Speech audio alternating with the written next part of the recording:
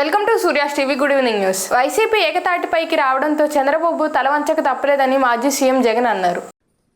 ఈరోజు యలమంచిలి నియోజకవర్గానికి సంబంధించి ఎంపీటీసీలు, జెడ్పీటీసీలు, కౌన్సిలర్లు మిమ్మల్ని అందరినీ కూడా ఇక్కడికి ఆహ్వానించడానికి ప్రధానమైన కారణం ఏమిటో మీ అందరికీ బహుశా తెలిసే ఉంటుంటుంది. మనమంతా ఒక తాటి మీద గట్టిగా ఉండాం కాబట్టి, గట్టిగా నిలబడగలిగినాం కాబట్టి ఆయన కూడా మెడలు వంచక తప్పలేదు. ఈరోజు మెడలు వంచక తప్పలేదు. ధర్మం, న్యాయం ఈరోజు గెలిచింది. మామూలుగా అయితే పోటీ పెట్టకూడదు. మనకు 600 చిల్లర ఓట్లు ఉన్నప్పుడు, వాళ్ళకు 200 చిల్లర ఓట్లు ఉన్నప్పుడు అసలు పోటీ పెట్టాలని ఆలోచన చేయడమే దుర్మార్గం. ఆలోచన చేయడమే ధర్మం కాదు. ఆలోచన చేయడమే ఒక అన్యాయం. ఎందుకనంటే నీకు సంఖ్యాబలం లేనప్పుడు నువ్వు ఎందుకు పోటీ పెడతా ఉండవు? అంటే మేము కొనేదానికోసమే కదా, ప్రలోభాలు పెట్టేదానికోసమే కదా, మన తప్పు కదా. అలా చేయడమే ధర్మం కాదు. కానీ అలాంటి మనిషి అలా చేయడం తన నైజం. ఆ మనిషి తన అదే మాదిరిగానే చేసినా కూడా వైఎస్ఆర్ కాంగ్రెస్ పార్టీ కార్యకర్తలందరూ కూడా, నాయకులందరూ కూడా ఒక తాటి మీద గట్టిగా విలువలకు, విశ్వసనీయతకు గట్టిగా నిలబడ్డారు కాబట్టి ఆయన తల వంచక తప్పలేదు. స్వాతంత్ర ఫలాలు అనుభవించడమే కాదని, ఆ స్వాతంత్ర ఫలాలను అందించిన త్యాగదనులు స్మరించుకోవాల్సిన అవసరం ఎంతైనా ఉందని రైల్వే డిఆర్ఎం నరేంద్ర ఏ పటేల్ అన్నారు. 14th August, since 2021, Government of India has decided to observe 14th August as a remembrance of horrors of Partition Day.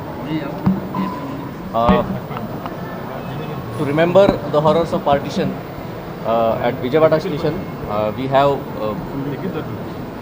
arranged this photo exhibition wherein our new generations can go through the history of India, the partition of India, and the pain which our Vijayawada 15వ division Ramalingeswara Nagar పుట్ట road ఏరియాలో ప్రజా సమస్యలపై స్థానిక MLA Gadde Rammohan పర్యటించారు. విజయవాడ నగరం మొత్తానికి ఇక్కడ సీవేజ్ ప్లాంట్ కట్టడం జరిగింది.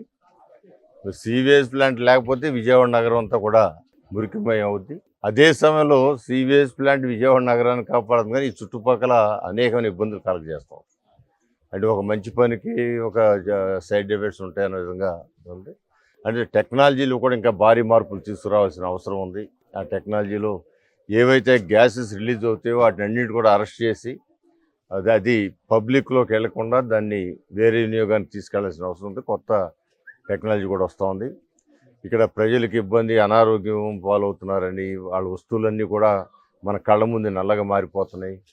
ఏసీలు పెట్టుకుంటే ఏసీలు రాలిపోతున్నాయి. ఇంట్లో మోటార్ సైకిల్ పెట్టుకుంటే మోటార్ సైకిల్ కూడా పెచ్చులు ఊడిపోయి ఒక ఇనుముని తుప్పేయడం తినేస్తూ ఆ గ్యాస్లు ఆ విధంగా ఇబ్బంది పెడతా ఉన్నాయి. ఇవన్నీ కూడా ఏదైనా ఐఐటి ఇక్కడున్న ఇంజనీర్ గారు కూడా ఆయన హైలీ క్వాలిఫైడ్ ఉన్న దాంట్లో బెటర్గా డెవలప్ చేయడానికి ప్రయత్నం చేస్తున్నారు. దాంతో వారికి తోడుగా ఇంకా లేటెస్ట్గా ఐఐటి స్టూడెంట్స్ వీళ్ళందరూ కూడా ఒక ఐఐటికి దాని ఇన్వెస్టిగేషన్ కూడా పంపించాలని చెప్పి నాకు ఒక ఐడియా ఉంది. అది కమిషనర్ గారి దృష్టి కూడా పెట్టాలా. వీళ్ళందరినీ పబ్లిక్ ఎవరైతే ఉన్నారో ఈ వాసన ఇప్పుడు మనం ఉన్నంతసేపు కూడా ఏదో రకమైన వాసన, అది సీవేజ్ వాసన.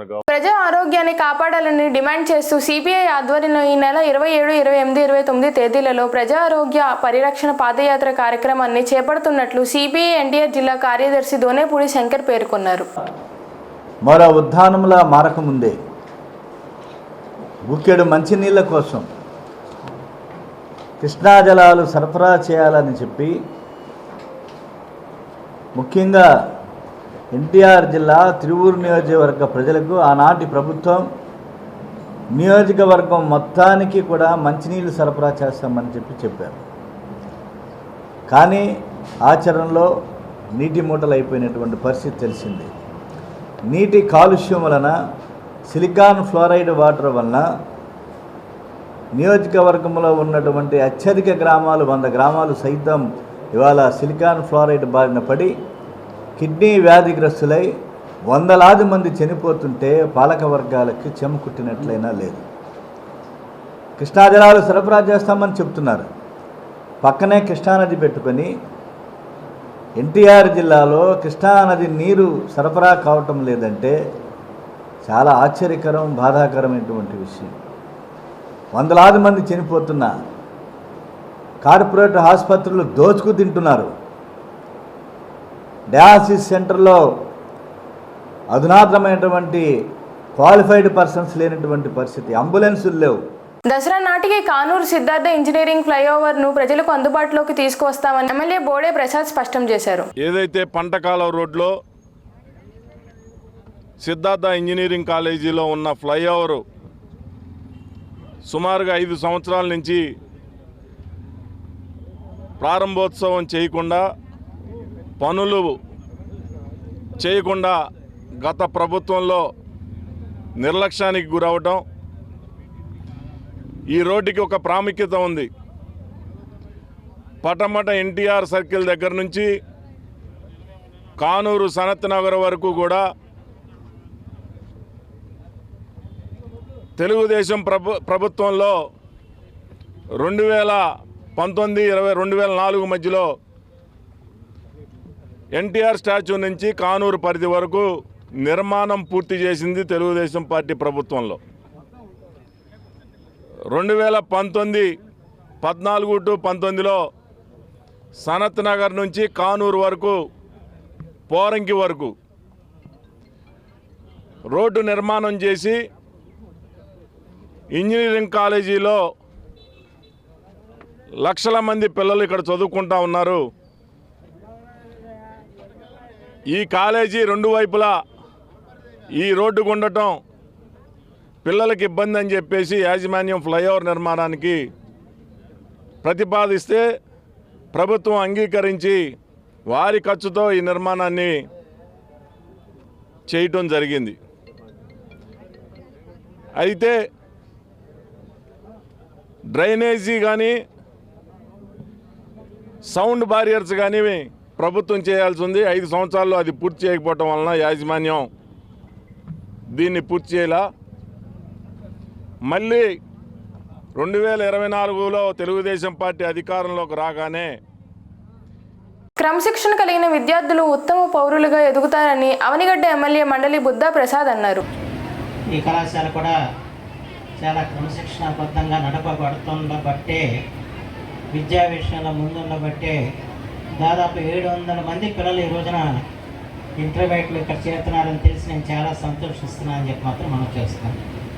ఉన్నతమైన విద్యా ప్రమాణాలతో, ఉన్నతమైన లక్ష్యాలతో ఈ కళాశాల మరింతగా మున్ముందుకు సాగాలని చెప్పి నేను మనసారా ఆకాంక్షిస్తూ, ప్రత్యేకించి ఉమాశ్వరుని అభినందిస్తూ ఈ రోజున మీ ముందని కలుసుకునే అవకాశం కలిగినందుకు నాకు అత్యంత ఆనందదాయకంగా ఉంది. నా ముందు మాట్లాడిన ఉమాశ్వర గారు చాలా విషయాలు చెప్పారు. ఇంకా చరిత్రచరణంగా నేను చెప్పాల్సిన అవసరం లేదు కానండి, ఎవరికైనా కూడా క్రమశిక్షణ అనేది అత్యంత ముఖ్యమైన విషయం. క్రమశిక్షణ గల వ్యక్తి ఉన్నత స్థాయికి ఎదుగుతాడు. ఆ విషయాన్ని మాత్రం ప్రతి ఒక్కరూ కూడా గుర్తుంచుకొని, ఎంత చదువు చదివినా, ఎంత ఉన్నత స్థితికి ఎదిగినా ఆ వ్యక్తి కానీ క్రమశిక్షణ లేని విధంగా ఉంటే మాత్రం అతని జీవితానికి ఏమి అది పరమార్థం కాదన్న విషయం మనం గుర్తుంచుకోవాల్సిన అవసరం ఉంది. అంచేత ఈ ప్రత్యేకించి అంటే విద్య ద్వారా మన వినయాన్ని మనం అలవర్చుకోవాలి.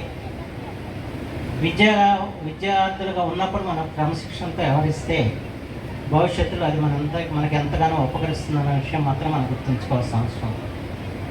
ప్రత్యేకించి ఈ వయసులో మనకి మన స్నేహితులు మంచివాళ్ళగా ఉండాల్సిన అవసరం అంతే ఉంది. మంచి స్నేహితులు మనం లభించితే మనకంతా కూడా జీవితంలో మంచి జరుగుతుంది. అదే దురదృష్టవశాత్తు చెడు స్నేహితుల సావాసంగానే మనం లభిస్తే మన జీవితాలు నిరర్థకమయ్యే పరిస్థితి ఉంటుంది, వ్యసనాల బారిన పడే పరిస్థితి ఉంటుంది. అంచేత మన స్నేహితులను ఎంపిక చేసిన విషయంలో మాత్రం ప్రతి ఒక్కరు కూడా